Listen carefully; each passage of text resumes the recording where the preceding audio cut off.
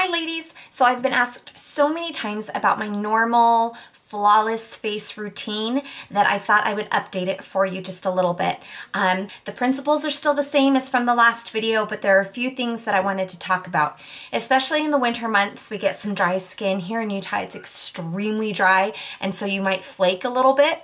What I would suggest is when I say to wash your face, I would say to wash it twice. First to get all the makeup off, and then second to cleanse your skin. What better way to do that is if first, and I do this maybe twice a week, is you use your Olay Pro X brush with the scrub that it comes with. That way it gets all the dry skin off and the flaky skin that's there. Gets it nice and off during the winter months. And then the second time that you do it, just do it with your normal face wash. I use Zango. It's my absolute favorite. So that's something that I would say first and foremost is to cleanse your skin. Make sure that the makeup that you're putting on top isn't going to have all of these little things coming out and just awful skin that you're going to have to correct later with makeup. So create that flawless face by cleansing it really, really well, and then also using a really good moisturizer. The first thing that I do when I'm looking at my face is I get my skin color and I use my foundation and I match it to my collarbone. Because we scrub our face constantly, these colors tend to be a little bit different. So I would always match to my collarbone, and it always gives me the perfect match to here. And then just with my 187, I pull down some foundation a little bit. Not a whole mask, you don't need a lot on your neck. It's just pulling down the color a little bit. During the summertime months, I'm mostly medium beige, and so what I do is you can use your fingers if you want a really, really strong coverage. You can use a brush if you want a really, really light coverage, or in between you can use a sponge. I also have my beauty blender that I love. Today I'm going to be using just a normal sponge. You can get it at the drugstore or the craft store, and this is Revlon Color Stay that you can get at the drugstore as well. I've already used this side, and you can use this side. And I'm just going to lightly buff this into my skin, patting in areas where I want more coverage, and then just swiping in areas where it just doesn't need as much.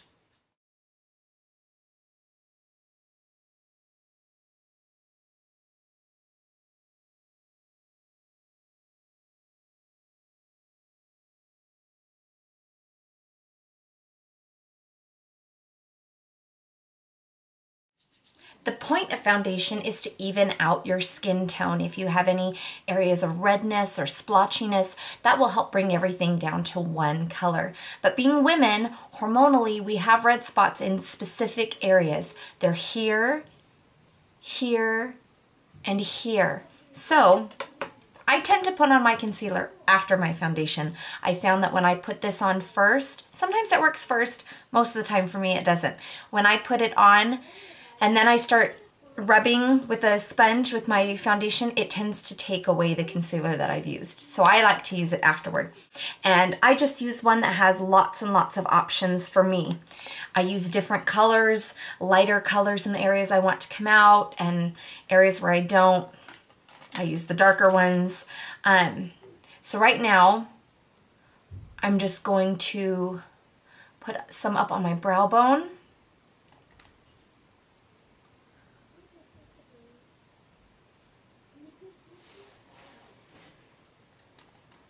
Right there where we tend to get some redness. And I like to pat my concealer a lot more than I like to rub it in, because it'll give me more of a coverage.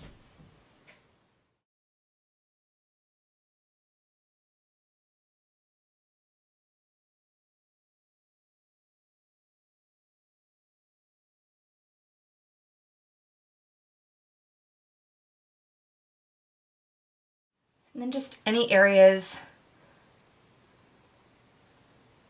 that you feel you want to have a little bit more concealed. And I don't use a pot form when I'm going underneath the skin, or underneath the eye, excuse me. I like to use something that's a little bit more formulated for underneath my eye. So this is Select Moisture Cover from MAC. The underneath of our eye is a very delicate area. We don't want to tug, we don't want to pull, and we don't want to put heavy makeup on that. When I do my foundation, I do a very light coating, And then when I do concealer, I also do a very light coating so as not to give me that reptile looking skin. And if you do get that, you're just putting too much on, or your eyes are just starved for moisture. You need to find a good under eye moisturizer. And to blend, I try to pull that up onto the side of my nose as well. And for that, you need a very light powder. I usually use Beneflage. I'm out now, and they discontinued it, which I'm very not happy about. But I do have, just one second, I have my Fine HD translucent powder from Makeup Forever, which will work quite nicely.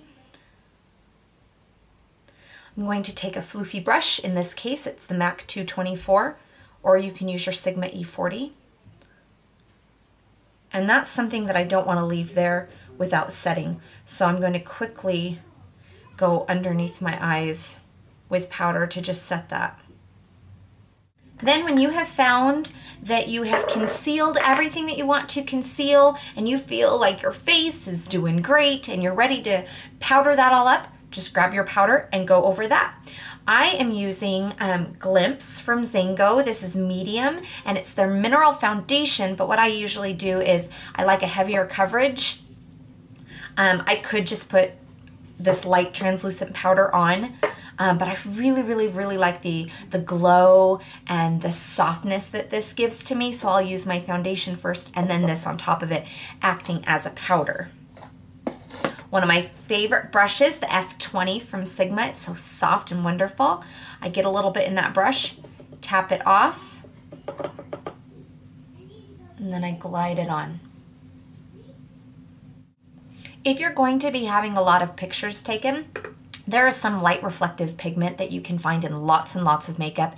If you just do your face is going to catch that flash. Well, the makeup at least is going to catch that flash, and it's going to be a lot whiter than the rest of you. So on a wedding, for something you just know you're going to be photographed a lot for, like New Year's, Christmas parties, all that kind of stuff, you're going to want to take your makeup, pull it downward with a brush so it's not a cakey mess, and then just lightly dust your powder everywhere. That way you won't be this ghostly white floating head. The next thing that I do for a flawless face is I use some bronzer, and I always try to use a matte bronzer.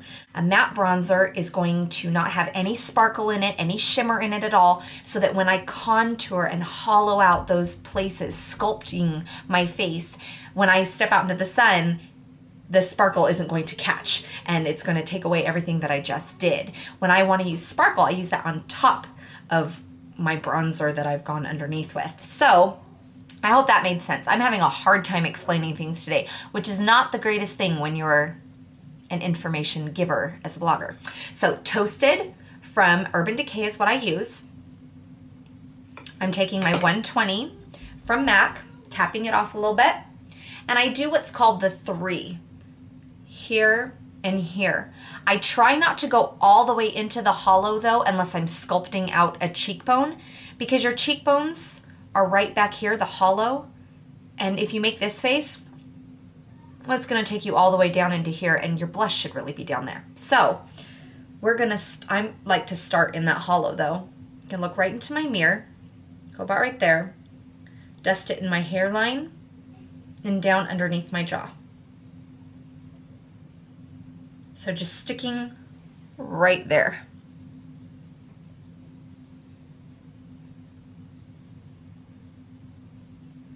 Okay, and that's how we create an illusion of a sculpted cheekbone. Now I'm going to do that to the other side. All right, so that is my flawless face routine. Those are the things that I do, and at this point I'm ready to put on my makeup. I'm ready to choose what outfit I'm going to be wearing, and the blush, the lipstick, the eyeshadow, everything. But that's basically it. I hope you guys liked it, and if you have any questions, please let me know. Thanks, bye.